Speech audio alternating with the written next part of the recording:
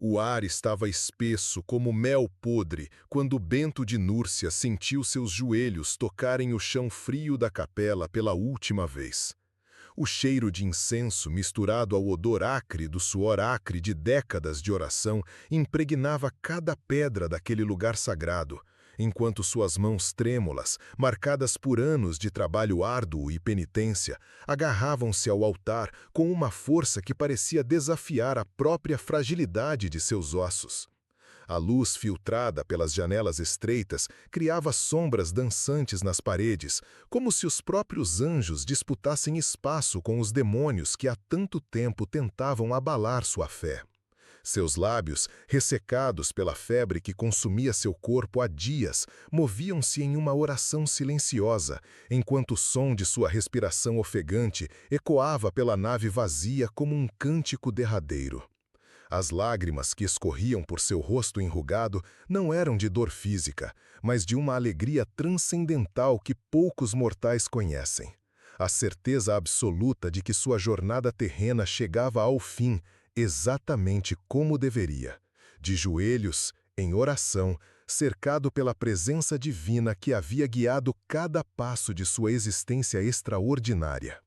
Mas como um jovem nobre de família patrícia romana chegou a este momento de glória espiritual envolvida em tanto sofrimento corporal? Como alguém destinado às honras mundanas escolheu o caminho da renúncia total, transformando-se no patriarca de milhares de monges e na luz que iluminaria a Europa durante os séculos mais sombrios de sua história? A resposta reside nas ruas empoeiradas de Roma, no final do século V, quando o império que um dia dominava o mundo conhecido agonizava sob o peso de invasões bárbaras e corrupção moral. Bento nasceu em uma família de senadores em Núrcia, uma pequena cidade da Úmbria, cercado pelo luxo que o dinheiro e o poder podiam proporcionar. Seus pais, Eutrópio e Cláudia, viam no filho primogênito a continuação de uma linhagem ilustre que por gerações havia servido ao Estado romano com distinção. As togas de púrpura que adornavam os ancestrais nas pinturas familiares pareciam sussurrar promessas de glória política e riqueza material para o menino de olhos penetrantes e inteligência aguçada. Aos 14 anos, Bento foi enviado a Roma para completar sua educação retórica e filosófica, preparando-se para uma carreira no Senado ou na magistratura. A cidade eterna, porém, não era mais a mesma que havia conquistado o mundo. As ruas que outrora ecoavam com o som das legiões vitoriosas, agora fervilhavam com mercenários germânicos, escravos revoltosos e uma aristocracia decadente que buscava prazer em orgias e espetáculos cada vez mais grotescos. O cheiro de vinho azedo e carne em decomposição misturava-se ao perfume importado das cortesãs, criando uma atmosfera de decadência que fazia o jovem estudante sentir náuseas físicas e espirituais. Foi durante uma dessas noites de devassidão generalizada, quando os colegas de classe arrastaram Bento para uma festa regada a vinho caro e mulheres de reputação duvidosa, que algo se rompeu definitivamente dentro dele. O som das gargalhadas embriagadas ecoava pelas paredes de mármore da vila patriciana, misturando-se aos gemidos dos prazeres carnais que se desenrolavam nos aposentos adjacentes. O jovem Bento, encostado em uma coluna coríntia, observava a cena com um misto de repulsa e profunda tristeza.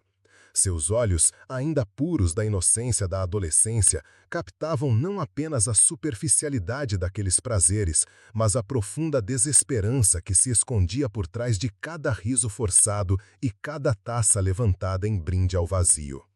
Naquela noite, enquanto caminhava pelas ruas silenciosas de Roma de volta ao seu alojamento, Bento sentiu pela primeira vez o chamado que mudaria não apenas sua vida, mas o curso da história cristã.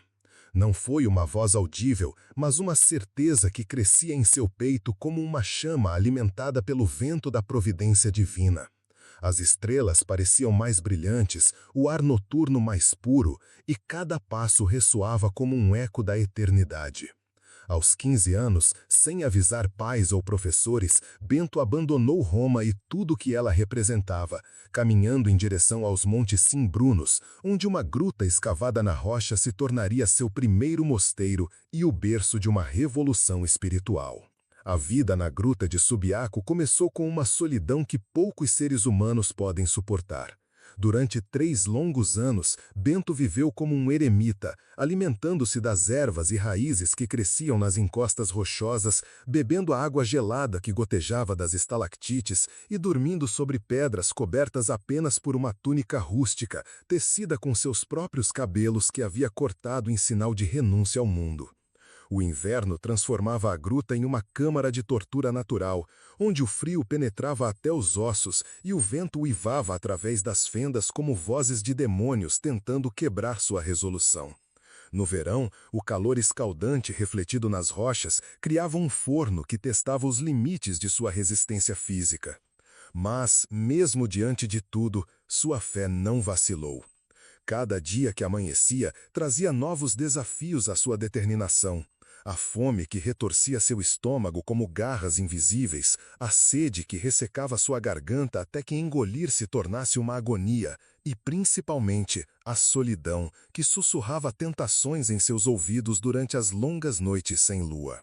Havia momentos em que as memórias de Roma voltavam com força avassaladora, o aroma dos banquetes familiares, o toque macio das sedas importadas, o som das conversas eruditas que estimulavam sua mente jovem e inquieta.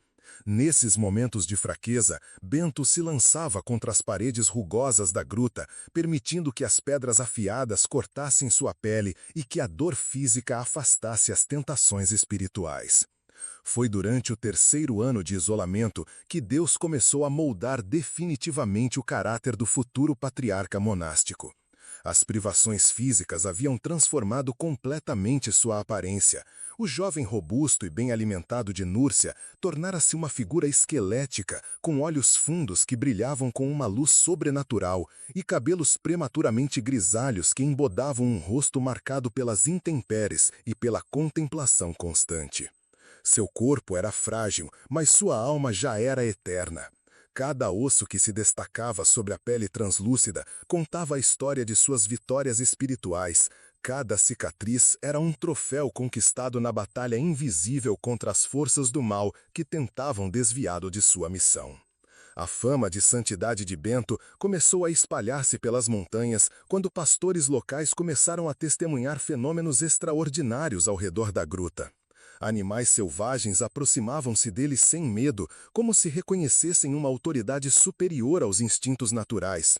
Fontes de água brotavam espontaneamente nos locais onde ele orava com mais fervor, alimentando comunidades inteiras que sofriam com a seca. O perfume de rosas selvagens impregnava o ar ao redor da gruta mesmo no inverno mais rigoroso, criando um contraste sobrenatural com a austeridade do ambiente. Quando finalmente emergiu de seu retiro voluntário, Bento não era mais o jovem patriciano que havia abandonado Roma.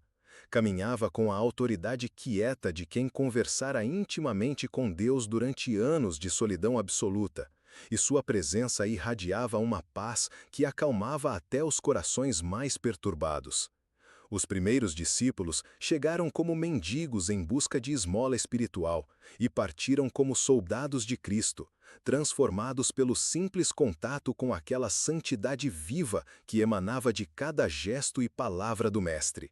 Se isso está te tocando de algum jeito, aproveita agora e se inscreve. Tem muito mais vindo por aqui, porque a história de transformação de São Bento vai além de qualquer coisa que você imagina. E cada capítulo revela segredos sobre a natureza humana e o poder da fé que podem mudar completamente sua perspectiva sobre o que significa viver uma vida com propósito verdadeiro. A construção do primeiro mosteiro em Subiaco marcou o início de um período de crescimento extraordinário que desafiaria não apenas a estrutura social da época, mas também as autoridades eclesiásticas estabelecidas. Bento não se contentou em ser apenas um santo isolado. Ele tinha uma visão revolucionária de como a vida cristã deveria ser vivida em comunidade. Sua regra, escrita com a simplicidade profunda de quem conhece os segredos do coração humano, estabelecia princípios que governariam não apenas mosteiros, mas influenciariam toda a civilização ocidental pelos próximos 1000 anos. O confronto com o poder temporal não tardou a chegar. Os senhores locais viam com desconfiança o crescimento de uma comunidade que não reconhecia hierarquias baseadas em nascimento ou riqueza, mas apenas na santidade e no serviço a Deus. Escravos fugitivos encontravam refúgio nos mosteiros beneditinos e eram recebidos como irmãos, causando tensões que reverberavam até as cortes reais. Nobres decadentes viam seus filhos abandonarem heranças milionárias para vestirem o hábito grosseiro dos monges, causando crises familiares que alcançavam os mais altos escalões da sociedade romana em declínio. A perseguição começou de forma sutil. Provisões destinadas aos mosteiros eram interceptadas por bandidos que apareciam e desapareciam com suspeita conveniência. Construções eram sabotadas durante a noite, forçando os monges a reconstruírem repetidamente o que haviam erguido com tanto suor e oração. Documentos falsos eram produzidos, questionando a legitimidade das propriedades monásticas, criando batalhas legais que drenavam recursos e energia espiritual das comunidades. Bento enfrentava cada provação com uma serenidade que desarmava até seus inimigos mais ferozes. Quando um grupo de soldados chegou para expulsar violentamente os monges de uma de suas fundações, encontraram o abade calmamente arando um campo, cantando salmos enquanto o arado cortava a terra endurecida. A autoridade silenciosa que emanava de sua figura curvada sobre o trabalho manual fez com que soldados mais experientes baixassem suas armas, incapazes de levantar a mão contra alguém que irradiava tamanha paz interior. As provações físicas intensificaram-se com a idade. Aos 50 anos, Bento começou a sentir no corpo os efeitos de décadas de jejuns rigorosos, noites passadas em vigília sobre pedras frias e exposição constante às intempéries. Suas articulações doíam como se fogo líquido corresse através de seus ossos, e a respiração tornava-se difícil durante os meses de inverno, quando a umidade das montanhas penetrava em seus pulmões já fragilizados. Mesmo assim, continuava a percorrer quilômetros a pé entre os diversos mosteiros sob sua jurisdição, ensinando, corrigindo, consolando e inspirando milhares de monges que viam nele não apenas um superior religioso, mas um pai espiritual cuja sabedoria havia sido forjada no fogo da experiência vivida. A oposição mais feroz veio de dentro da própria igreja. Clérigos acomodados viam na reforma beneditina uma crítica implícita ao seu modo de vida relaxado, e bispos corruptos temiam que o exemplo dos mosteiros expusesse sua própria mediocridade espiritual.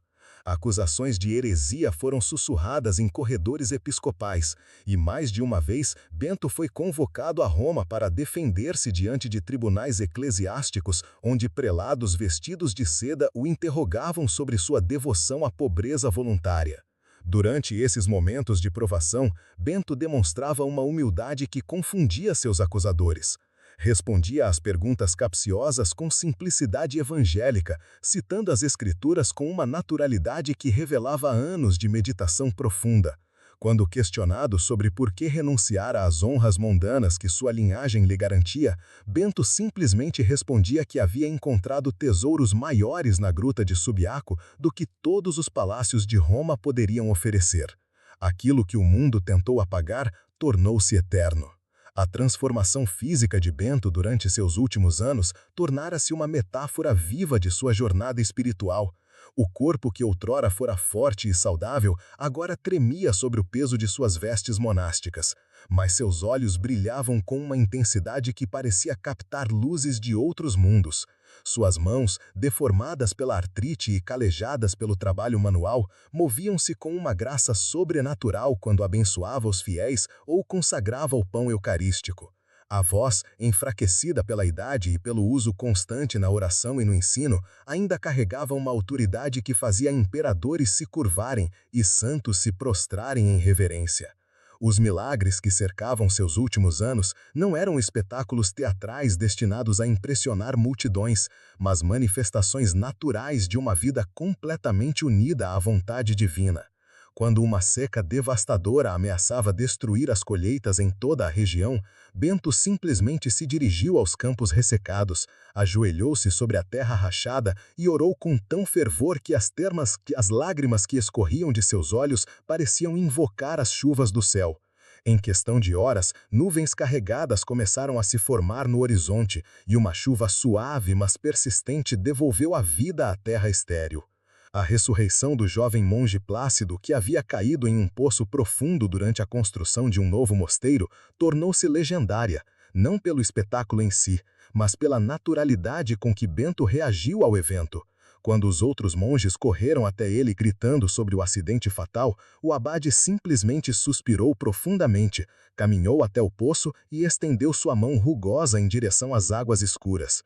O corpo inerte de Plácido emergiu como se fosse elevado por mãos invisíveis, respirando normalmente e sem qualquer ferimento. Bento limitou-se a dizer que Deus ainda tinha trabalho para aquele jovem realizar, e retornou calmamente às suas orações como se nada extraordinário tivesse acontecido. As provações físicas intensificaram-se com a idade. Aos 50 anos, Bento começou a sentir no corpo os efeitos de décadas de jejuns rigorosos, noites passadas em vigília sobre pedras frias e exposição constante às intempéries.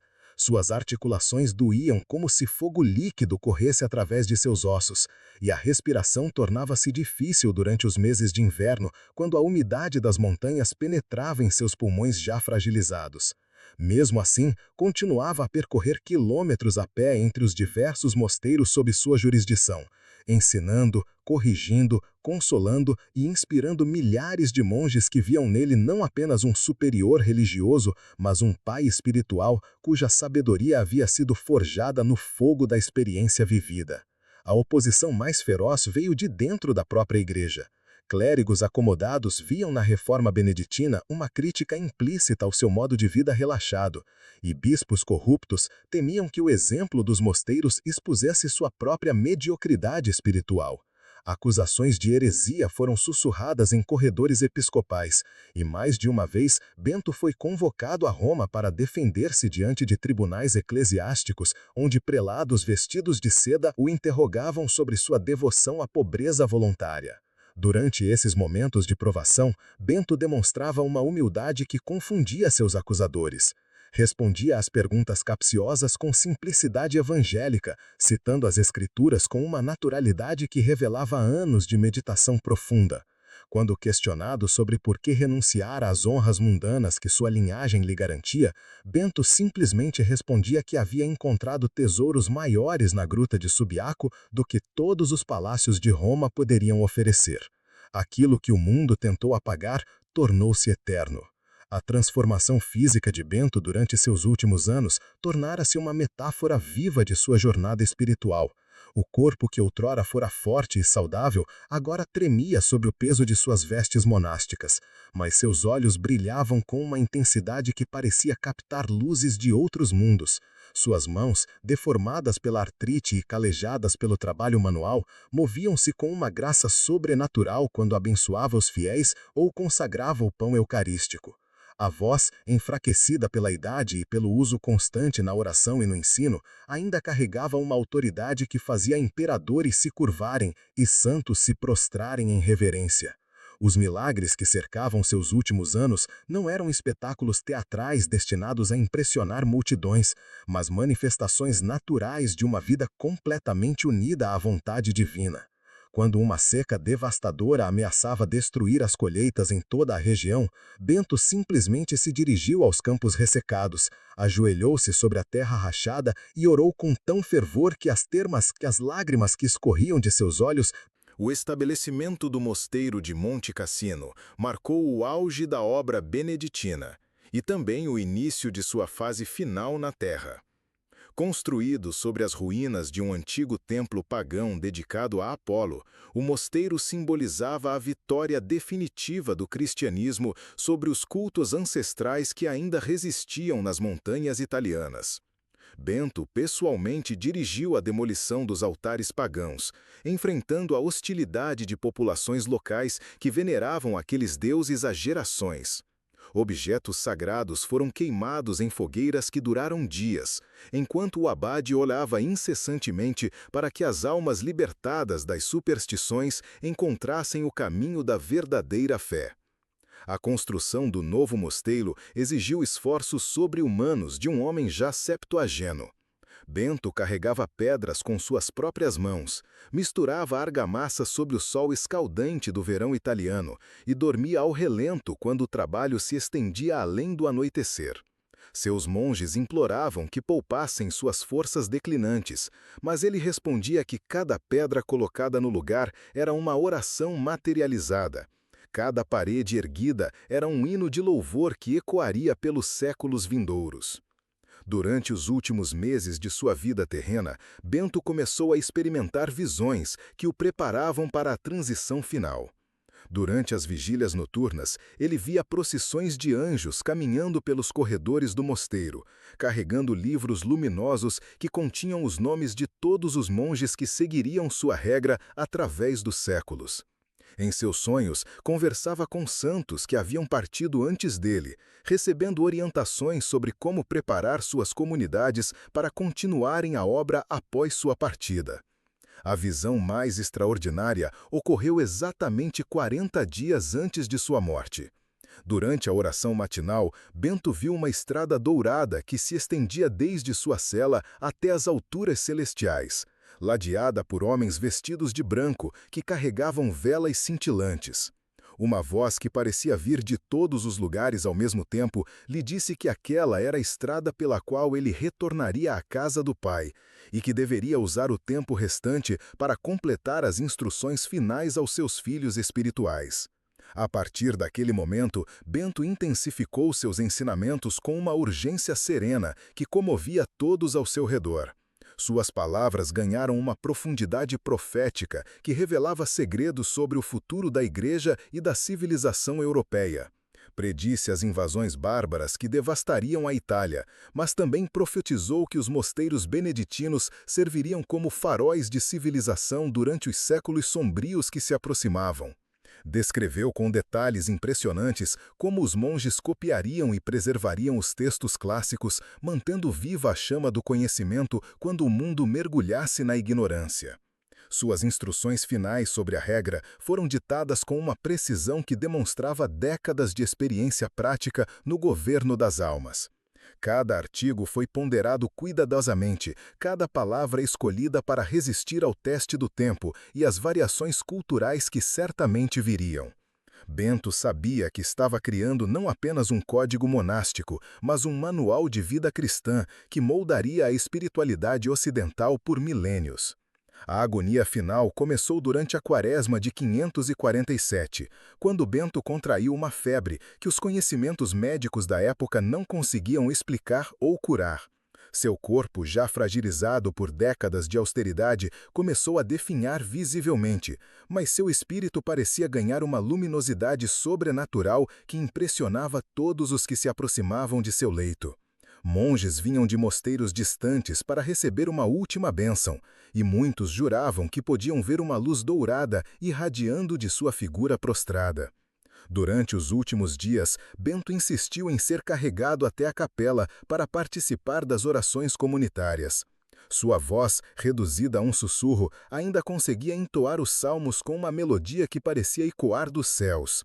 Quando as forças finalmente o abandonaram completamente, ele pediu para ser colocado diante do altar, onde passou as últimas horas de vida em oração contínua, os lábios movendo-se silenciosamente em conversação íntima com Deus. E foi ali, naquele momento solene descrito no início desta narrativa, que Bento de Núrcia completou sua jornada terrena. Seus joelhos tocaram o chão frio da capela pela última vez não em sinal de derrota, mas como a reverência final de um servo fiel que havia cumprido magnificamente. O cheiro de incenso que impregnava o ambiente misturava-se agora com um perfume indefinível de rosas e lírios que ninguém conseguia explicar, enquanto uma luz suave preenchia a capela apesar de ser plena madrugada. Os monges que testemunharam seus últimos momentos juraram que viram uma estrada luminosa descendo do teto da capela, pela qual figuras angelicais caminharam para receber a alma do santo abade. O som de cânticos celestiais encheu o ar, tão real que alguns monges começaram a cantar junto, criando uma harmonia que parecia unir céu e terra em um só coro de louvor e despedida. Mesmo na morte, o corpo de Bento mantinha uma serenidade que desafiava a compreensão natural. Seus traços, marcados pelo sofrimento e pela idade, relaxaram-se numa expressão de paz absoluta, que fazia parecer que ele havia simplesmente adormecido após um dia de trabalho bem cumprido. Suas mãos, cruzadas sobre o peito, ainda irradiavam um calor suave que confortava todos os que as tocavam. E seus lábios mantinham um sorriso quase imperceptível que sugeria segredos compartilhados com a eternidade. A notícia da morte de São Bento espalhou-se pela Europa cristã com uma velocidade que desafiava os meios de comunicação da época. Reis deixaram seus tronos para participar das cerimônias fúnebres, papas enviaram delegações especiais e milhares de peregrinos caminharam durante semanas para prestar suas últimas homenagens ao patriarca dos monges ocidentais.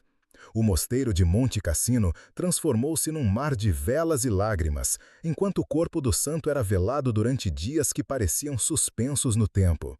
Mas a verdadeira medida da grandeza de São Bento não estava nas homenagens recebidas após a morte, mas na transformação duradoura que sua vida operou no mundo. Os mosteiros beneditinos multiplicaram-se pela Europa como centros de oração, trabalho e preservação cultural, criando uma rede de civilização cristã que sobreviveria às quedas de impérios e às invasões bárbaras. A regra de São Bento tornou-se o fundamento sobre o qual se ergueu não apenas a vida monástica ocidental, mas toda uma concepção de sociedade baseada na dignidade do trabalho, na importância da educação e na primazia dos valores espirituais sobre os materiais. A ironia suprema da vida de Bento reside no fato de que, renunciando a todos os poderes temporais que sua posição social lhe garantia, ele exerceu uma influência sobre a história humana muito maior do que qualquer imperador ou rei de sua época. Aquele jovem que abandonou Roma quando ela ainda se considerava o centro do mundo, tornou-se o arquiteto espiritual da nova civilização que emergiria das cinzas do Império Romano.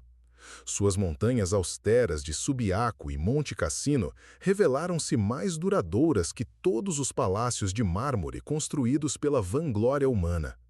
O legado paradoxal de São Bento continua a ecoar através dos séculos como um testemunho vivo de que as verdadeiras revoluções não são feitas com espadas, mas com orações. Não são conquistadas pela força, mas pela humildade.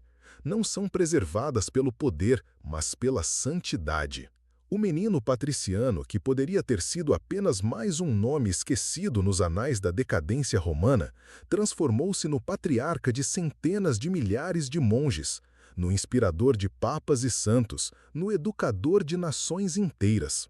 Hoje, quando olhamos para a Europa e vemos catedrais góticas erguendo-se em direção ao céu, universidades que preservaram e expandiram o conhecimento humano, hospitais que cuidam dos doentes com amor cristão e uma cultura que, apesar de todas as suas imperfeições, ainda reconhece a dignidade fundamental da pessoa humana, estamos contemplando frutos da semente plantada por São Bento naquela gruta escura de Subiaco há mais de 1500 anos.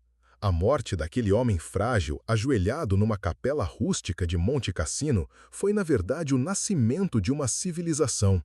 Seu último suspiro transformou-se no primeiro respiro de uma nova era da humanidade.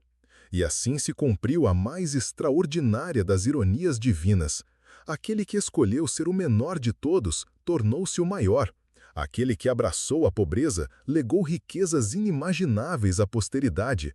Aquele que morreu numa obscura montanha italiana iluminou o mundo inteiro com a luz de sua santidade.